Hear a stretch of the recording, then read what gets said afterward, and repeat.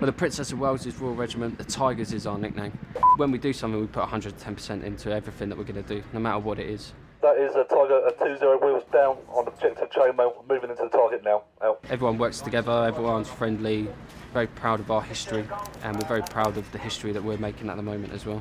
Line 0, okay, over. I was 16 years old, just finished school, got my GCSEs, sat down, spoke to my parents about joining the army like my father was in. He said if I wanted to do it, just go junior entry, and I'd spend a year at Harrogate. My first concern with going to Harrogate was, oh, here we go, it's going to be another year at school. But no, it was completely different. I found it brilliant. You spend most of the time doing your core military skills. Teachers treat you like adults. I got some more civilian qualifications out of it then, for my maths and my English in IT itself as well.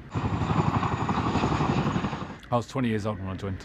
I had good times and bad times when I was a civvy, but now the good times are so much better.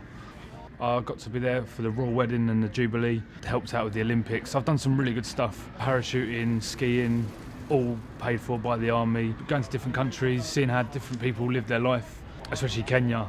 Our regiment's moving to Cyprus for 3 years. I'm married, I've got a kid. My wife and kid are coming with me to Cyprus. That's being paid for by the army. And to live somewhere like that for 3 years as your job seems to be quite good to me.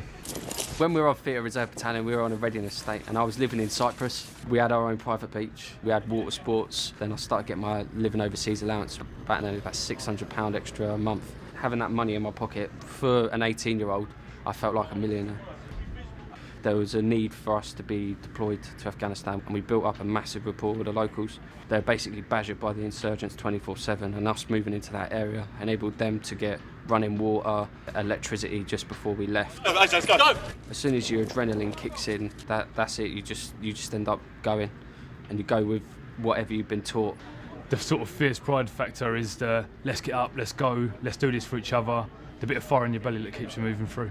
I wouldn't be here if I didn't love my job. It's something to be proud of. Your battalion holds the most VCs. The latest VC winner was Bahari out in Iraq, and he's the only living soldier to hold a VC, which is the highest battle honour you can have.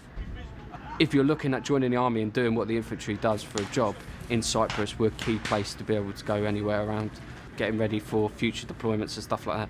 That's when all the new kit comes in, anti-tanks, mortars and machine guns. It's like a ladder, like any other job. You never want to be at the bottom for the whole of your career. You always want to be able to achieve the best that you can. So I looked into different aspects of the army and then found that I didn't even need to leave the regiment that I was in. That's where I decided to do signal side of things. If you're sat on the fence and you're thinking, it looks like something for me, I want to get away, I want to travel, then definitely give it a go. You'll be surprised the opportunities you get. You'll meet friends for life. Even if you do your 4 years and then you decide you had enough, always give it a try, because the army will surprise you.